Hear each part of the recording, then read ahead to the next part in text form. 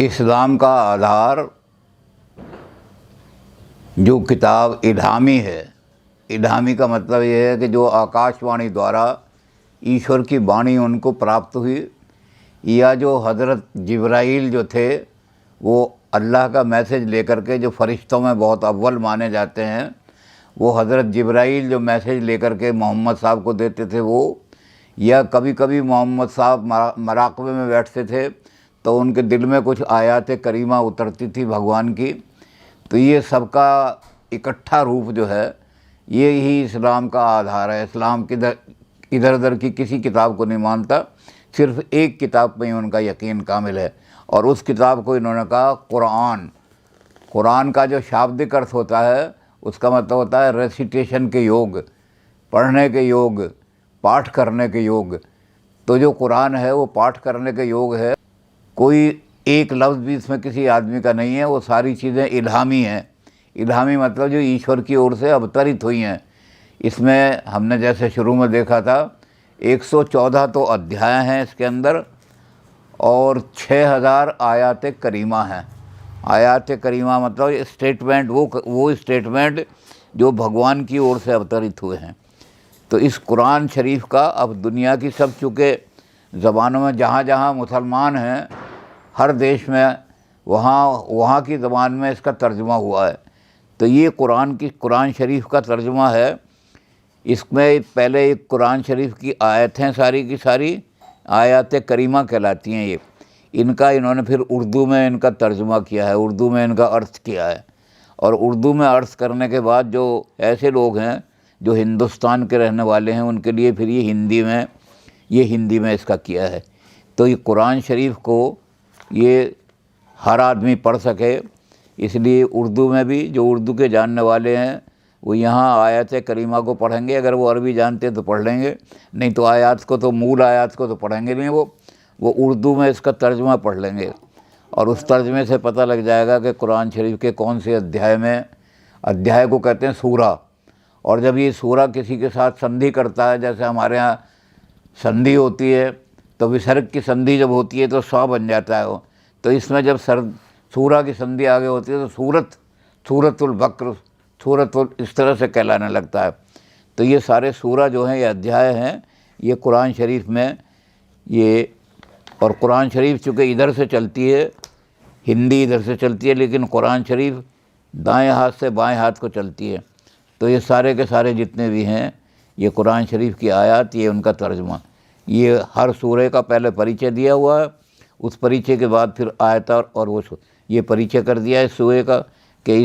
یہ جو ہمارا چیپٹر ہے اس کا یہ پریچے ہے، پھر اس کے اندر اس کی آیات دی ہوئی ہیں۔ یہ آیات کریمہ کہلاتی ہیں ساری آیات۔ 6000 آیات ہیں قرآن شریف میں، جس میں اللہ نے، جیسے ہم نے شروع میں بھی بتایا تھا کہ 3 کھنڈوں میں ہم اس کو بانٹ سکتے ہیں اگر پڑھیں تو پہلے کھنڈ میں تو صرف ہمیں کیا ملے گی، جو 5 اللہ نے فرض رکھے ہیں آدمی کے لیے، وہ فرض سارے، اور آدمی کے لیے اور جو چیزیں لکھی ہیں، مضبوط دستاویز ہاتھ میں، یہ بہت بڑی مضبوط دستاویز ہے جو ہے ہاتھ میں لے لی ہے، اور سب کاموں کا انجام خدا کی طرف سے آئے ہوئے احکامات کے مطابق کیا ہے۔ اور جو کفر کرے یعنی اس پر ایمان نہ لائے، اس کو کفر نہیں، غمناک، ان کو ہماری طرف لوٹ کر آنا ہے۔ بہرحال جو کام وہ کیا کرتے ہیں ہم ان کو بتا دیں گے، جتا دیں گے۔ بے شک خدا ان کی باتوں سے واقف ہے، ان کے حالات سے واقف ہے، کہ اس کو قرآن کو بہت سنکشت کر دیا ہے، اور سنکشت کر کے انہوں نے ان لوگوں کے لیے جو یہ سمجھنا چاہتے ہیں صرف کہ قرآن میں ہے کیا، یہ انہوں نے قرآن آپ سے کیا کہتا ہے اس کا ایک لگو روپ بنا دیا ہے، اور اس پہ لکھ دیا ہے کہ یہ لگو روپ اس پرپس سے بنایا گیا ہے کہ جو اس کو پڑھیں گے وہ قرآن کے بارے میں اگر کوئی بھی ان کے دل میں مس انڈرسٹینڈنگ ہے یا کوئی شنکا ہے تو اس کتاب سے اس کا سمادھان ہو جائے گا۔ قرآن شریف کو بہت ہی شارٹ روم میں کر کے، اور یہ ان لوگوں کے لیے بنا دیا ہے۔ اس میں وہ ساری چیزیں ہیں جو قرآن شریف والیوں کوئی بچی نہیں ہے۔ اس میں توحید بھی ہے، اس کے اندر وہ فرائض بھی ہیں، جو فرائض کا مطلب مینڈیٹری، یہ اللہ نے فرض قائم کیے ہیں۔ تو سب سے بڑی چیزیں جو ہیں تمام جو اللہ نے مینڈیٹری بتائیں کہ تو ہر مسلمان کو ماننے پڑیں گے، اس کو سب کو ان کو لے کے بہت شارٹ انہوں نے سارا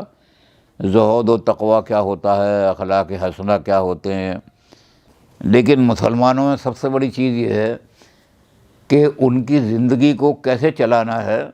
اس میں ذرا سا بھی ڈیویشن نہ ہو جائے۔ تو اس کے لیے قانون کی کتابیں لکھی گئیں، کوڈ آف کنڈکٹ رکھا گیا، ڈیلی روٹین کی چیزیں لکھی گئیں، جو خلیفوں نے، جو محمد صاحب کے جو احکامات تھے وہ کچھ بولا کرتے تھے، لوگوں کو بتایا کرتے تھے، نصیحت کیا کرتے تھے، چلتے چلتے اپنے ساتھیوں کو بتاتے تھے۔ اور اسی طرح سے جو محمد صاحب کی زندگی کیسے گزری اس کو لوگوں نے دیکھا، اچھی طرح سے دیکھا کہ یہ اس موقع پہ یہ کام اس طرح کر رہے ہیں، یہ موقع پہ اس کر رہے ہیں۔ تو ان کی زندگی کی سارا چیزیں ان کو لے کر کے، اور محمد صاحب کی تلقینیں، یعنی ان کی جو ہدایات ہیں، ان کو سب سے قریب رہنے والے حضرت خلیفہ جو ہیں حضرت ابو بکر،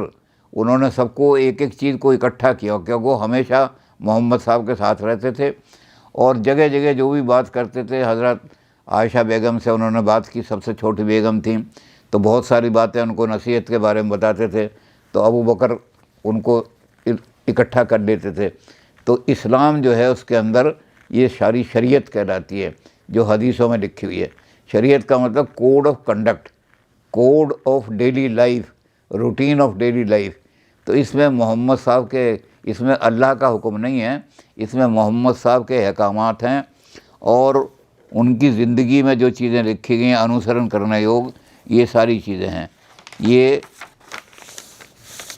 معارف الحدیث، یعنی جو نبی لوگ ہیں ان نبی لوگوں کی زندگی کے، اس میں جو انہوں نے جو بھی چیزیں کی اپنی زندگی میں، تمام نبیوں نے، ان کے سارے اصول اور سارے احکامات اور ساری ان کی زندگی، تو یہ دو حصوں میں ہے، یہ معارف الحدیث کہلاتی ہے، اور یہ دو حصوں میں ہے۔ اول یہ فرسٹ پارٹ ہے اس کا، اس فرسٹ پارٹ میں بہت ساری چیزیں ان کے، اب ایک ایک چیز جو ہے انہوں نے ہر ایک باریکی سے ہر چیز کو لکھا ہے۔ اس کے اندر کیا کیا کرنا چاہیے ہمیں اور کیا نہیں کرنا چاہیے، سوتے وقت کیا کرنا چاہیے، اٹھتے وقت کیا کرنا چاہیے، کپڑے کیسے پہننے چاہیے۔ یہ اہل سنت لوگ جو ہیں اپنی زندگی کو اس کے حساب سے ہی چلاتے ہیں، سارے کے سارے،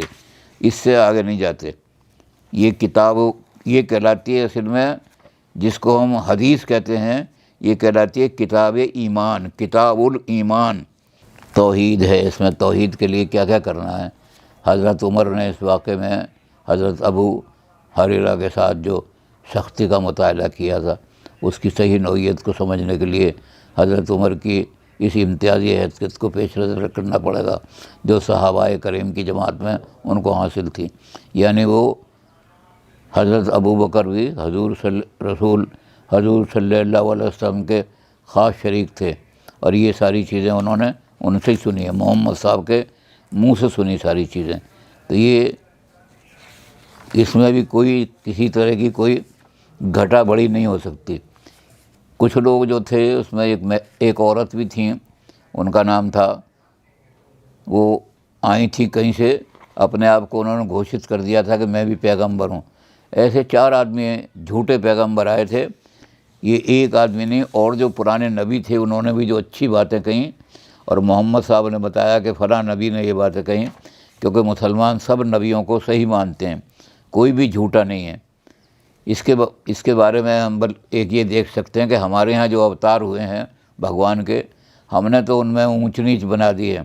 کہ یہ 4 کلا کا اوتار ہے، یہ 8 کلا کا اوتار ہے، یہ 12 کا اوتار ہے، 16 کا اوتار ہے۔ لیکن مسلمانوں نے اپنے کسی نبی کو بھی اونچا نیچا نہیں بتایا۔ جتنے بھی نبی ہوئے ہیں، جتنے بھی پیغمبر آئے ہیں، ان سب کو برابر رکھا ہے، کیونکہ ہر پیغمبر خدا کا پیغام لے کے آیا ہے۔ تو جتنے پیغمبر ہوئے ہیں ان کے بارے میں ان کو نبی کہتے ہیں۔ تو یہ روضۃ الاصفیاء اور قصص الانبیاء، یہ یعنی جو ایسے لوگ ہیں جو اونچے اللہ کے بہت نزدیک رہے، اس کا پیغام لانے والے تھے، ان سب نبیوں کی زندگی کا قصہ چھوٹا چھوٹا دیا ہوا ہے۔ بسم اللہ الرحمن الرحیم، میں اللہ کے نام سے شکر، تو ہر چیز کو اللہ کا نام لے کر کے شروع کرتے ہیں۔